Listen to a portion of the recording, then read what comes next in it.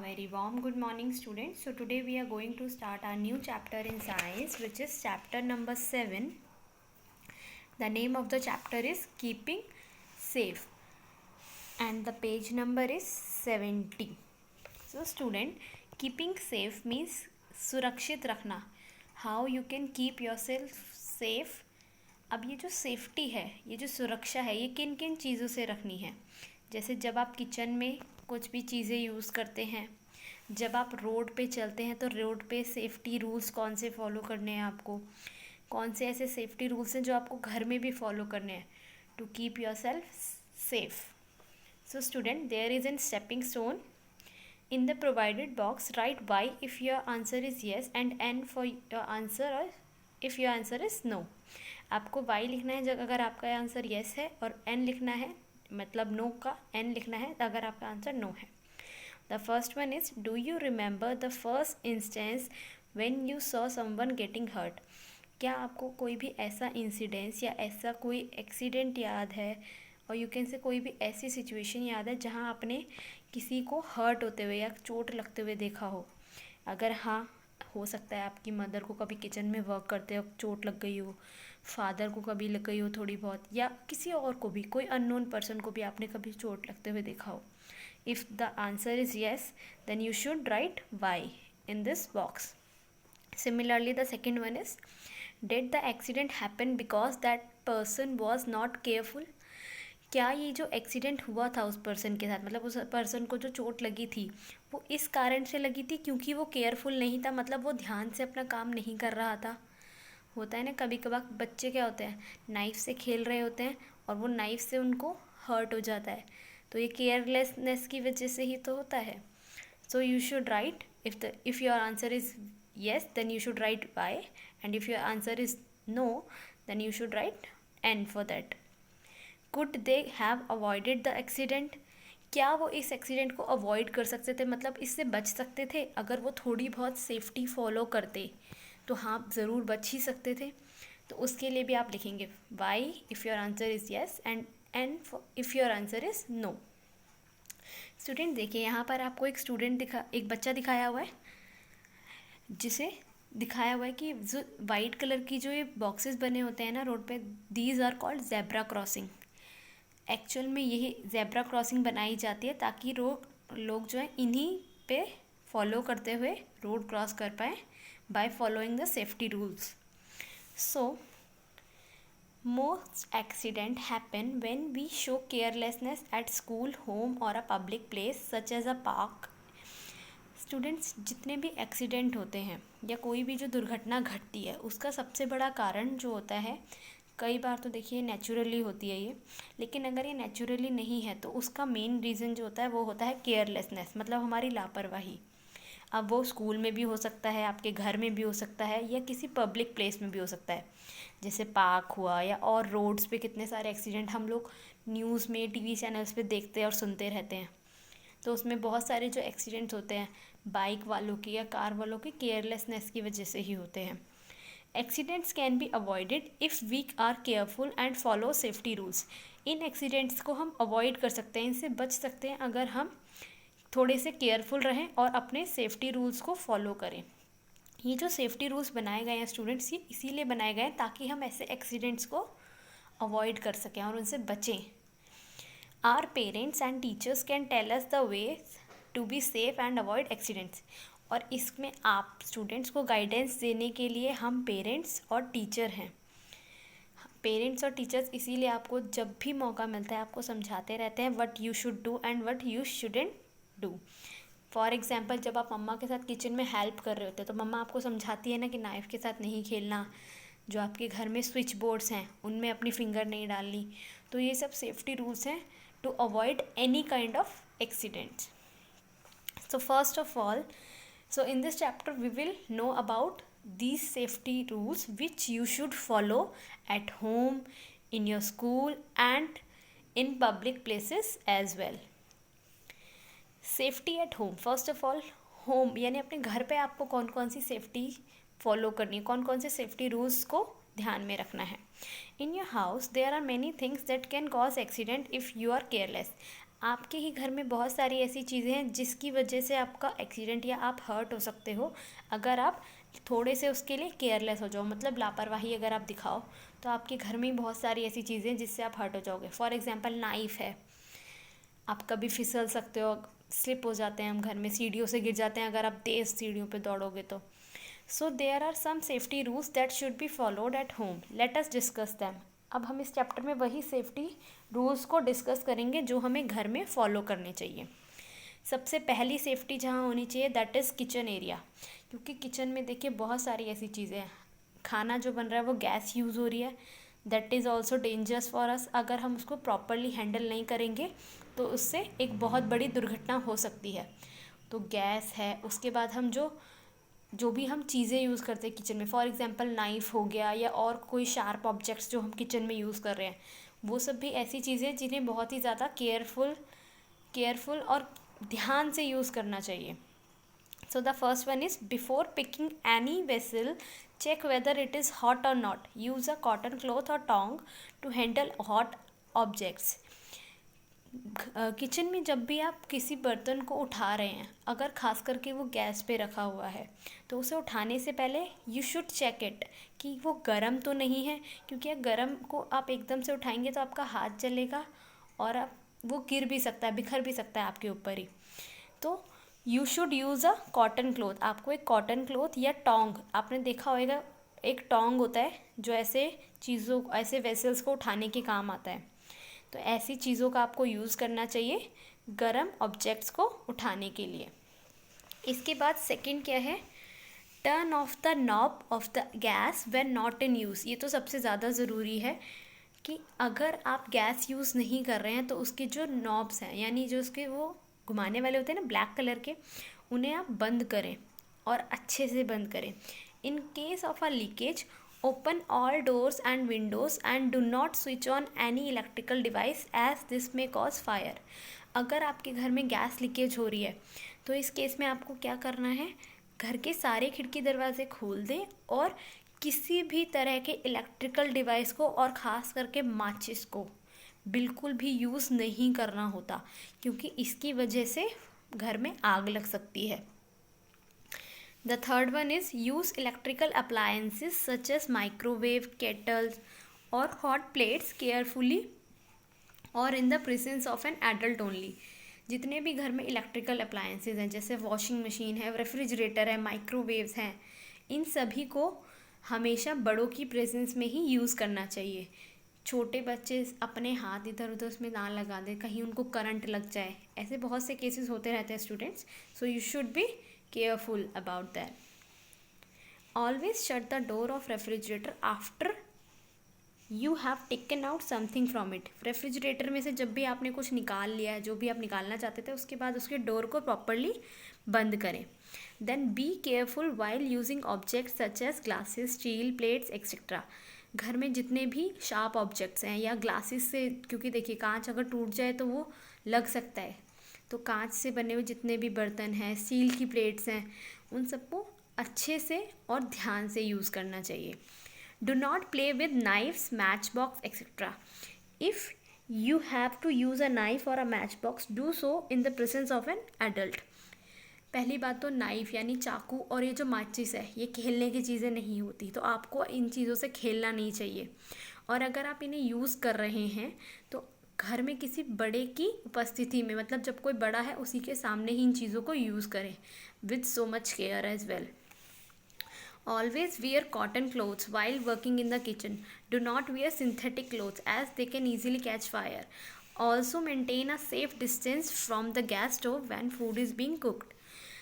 घर में जब भी किचन में जो भी काम कर रहा है उससे हमेशा कॉटन क्लॉथ ही पहनने चाहिए, क्योंकि जो सिंथेटिक फाइबर होता है ना, वो बहुत ही जल्दी आग पकड़ता है, तो इसीलिए कॉटन क्लोथ्स जो हैं वो थोड़े सेफ़ होते हैं कंपैरेटिवली। और इसी के साथ साथ आपके जो गैस स्टोव है उससे आपको एक बेटर डिस्टेंस मेंटेन करके रखना चाहिए, मतलब उससे थोड़ी दूरी बना के रखनी चाहिए जब भी आप खाना बना रहे हैं।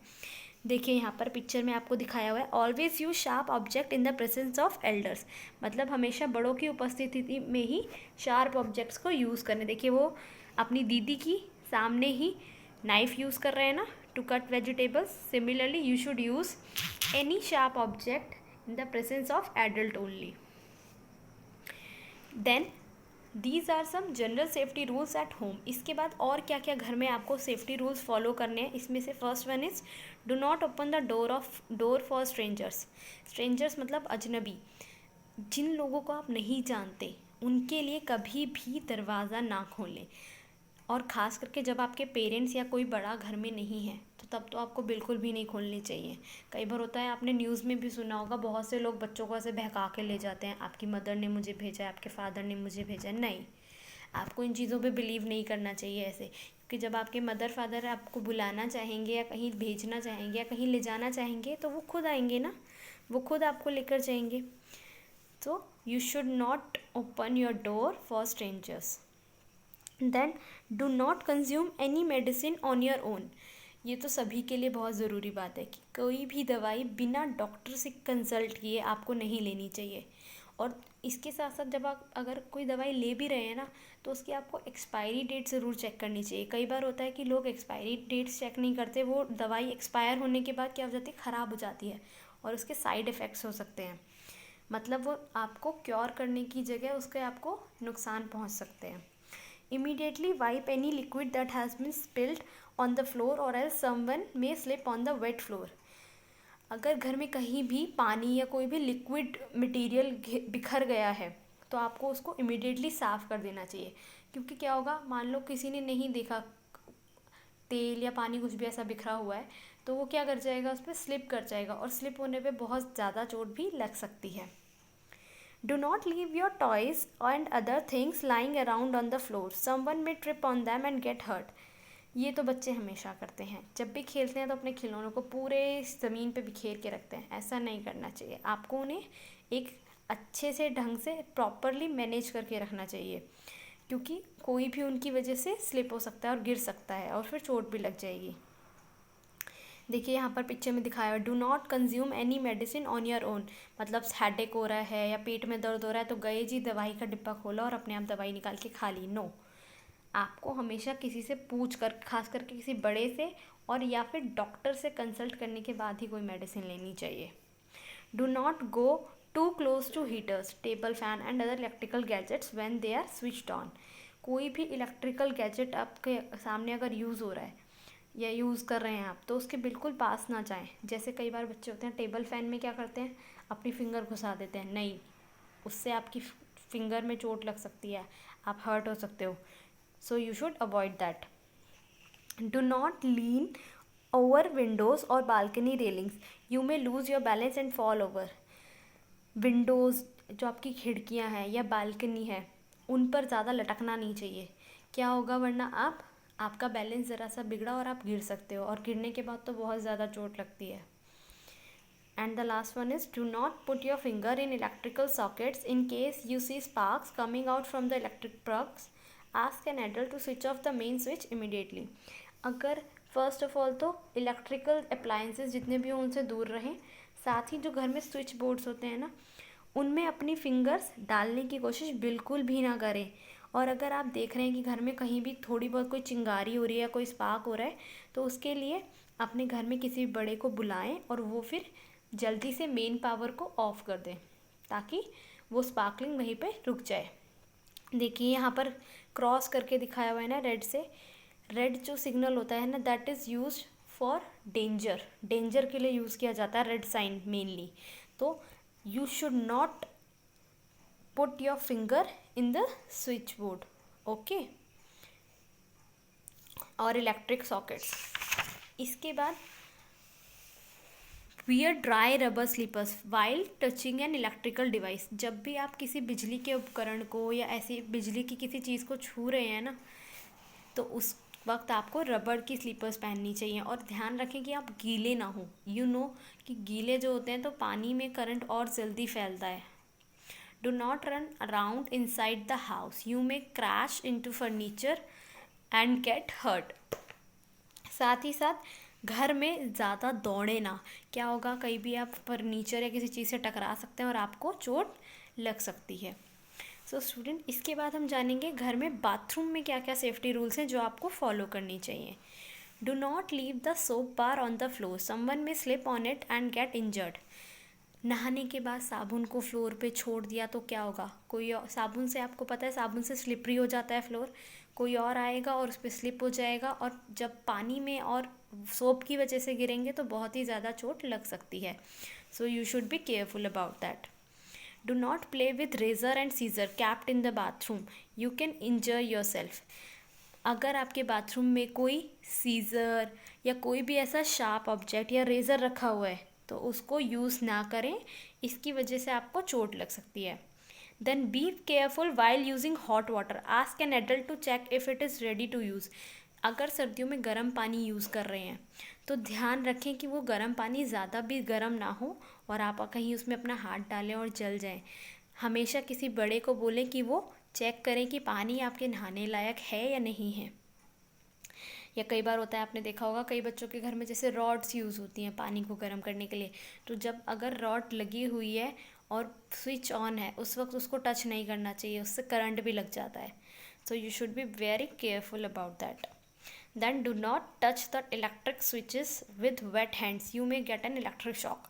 मैंने अभी आपको बताया कि अगर आप गीले हैं या आपके हाथ गीले हैं तो उससे इलेक्ट्रिक स्विचेस को टच ना करें, आपको इलेक्ट्रिक शॉक भी लग सकता है, उसकी वजह से करंट लग सकता है। After taking a bath use a floor wiper to dry the bathroom floor, wet bathroom floors are very slippery. जब भी नहा लें या बाथरूम को यूज़ कर लिया है आपने, उसके बाद बाथरूम में हमेशा एक वाइपर रखना चाहिए। वाइपर आप सभी जानते होंगे, घर में यूज़ करते होंगे आप।